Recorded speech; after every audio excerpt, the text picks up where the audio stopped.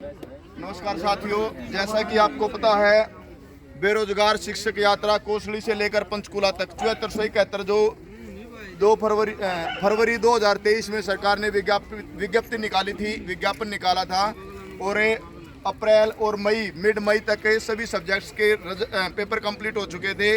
Mid अगस्त में document verification हो चुकी थी और पूर्व चेयरमैन भोपाल सिंह खदरी ने कहा था कि हमें आपको दीपावली पर रिजल्ट दे देंगे, सितंबर में रिजल्ट दे देंगे, आपका नववर्ष मनवाएंगे। फिर कहा कि आपको मकर संक्रांति पर रिजल्ट देंगे और उसके बाद 29 फरवरी को पूर्व सीएम मनोहर लाल खट्टर जी ने कहा था कि 29 तारीख को हम 29,000 भर्ती कर देंगे, 29,000 बच्चों का रिजल्ट दे देंगे।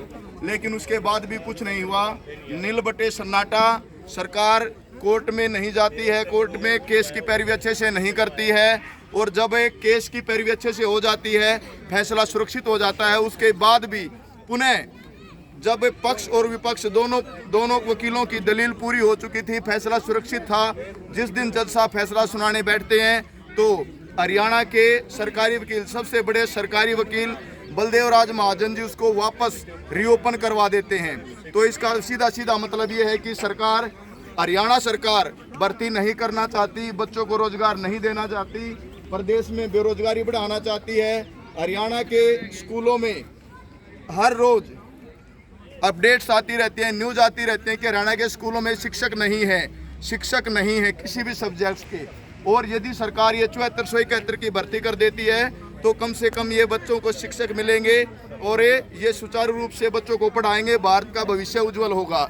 आदरणीय मोदी जी, भारत के प्रधानमंत्री जी की एक कल्पना है कि हम भारत को विश्व गुरु बनाएंगे, पर हम इस पर एक क्वेश्चन मार्क करते हैं, क्या गुरु के बगैर भारत को विश्व गुरु बनाने की कल्पना क्या केवल आपको एक जुमला नहीं लगती? आज हम पहुंचे हैं कोसली से, जो पंचकूला हमारी यात्रा चल रही है, आज हम जींद डिस्ट्रिक्ट के पहले गांव दोरड़ में पहुंचे हैं। देवरड़ बोलते हैं, देवरड़ गांव में पहुंचे हैं और हमारे साथ ये युवा साथी हैं इस गांव के और इन युवा साथियों से हम बात करना चाहेंगे। नमस्कार भाई साहब, आप इसको कैसे देखते हैं कि जो शिक्षक है वो रोड पर पैदल मार्च के लिए मजबूर हो गए हैं अपने रिजल्ट के लिए? देखो जी, सरकार ने तो ऐसा चाहिए, किसी भी देश को चलाने के लिए सबसे पहले शिक्षा जरूरी है। और जब तक किसी स्कूल में, सरकारी स्कूल में शिक्षक नहीं होंगे तब तक शिक्षा का विकास नहीं किया जा सकता।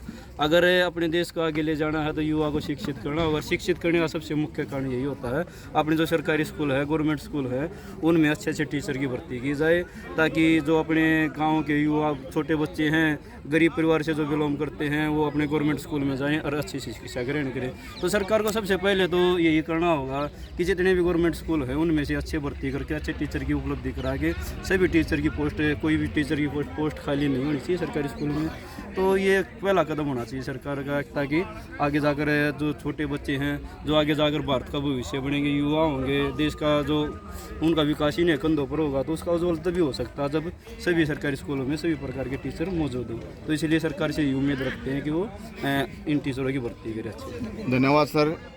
युवा साथी का कहना है कि सरकार जल्दी से जल्दी जो ये 7471 बच्चों का जो रिजल्ट रोके हुए हैं, सरकार इसको जल्दी से जल्दी जारी करे और इन बच्चों को यथाशीघ्र नियुक्ति दे, जिससे जो भारत का ये उज्जवल भविष्य है, छोटे छोटे प्यारे बच्चे, इन बच्चों को सरकारी स्कूलों में अच्छे, योग्य, सुशिक्षित और मेहनती शिक्षक मिल सकें। तो हमें आज देवड़ में पहुंचे थे, साथी खड़े हमारे साथ हैं। नमस्कार भाई साहब, क्या नाम आपका?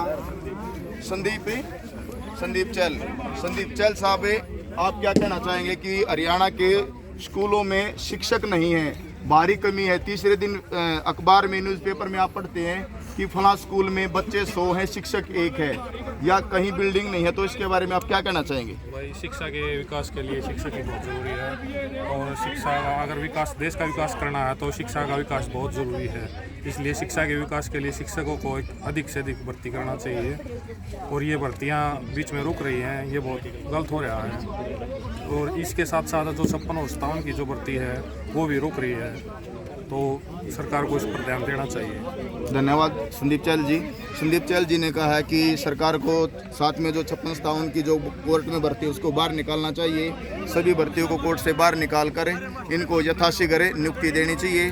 जय हिंद, जय भारत। हृदय बंद।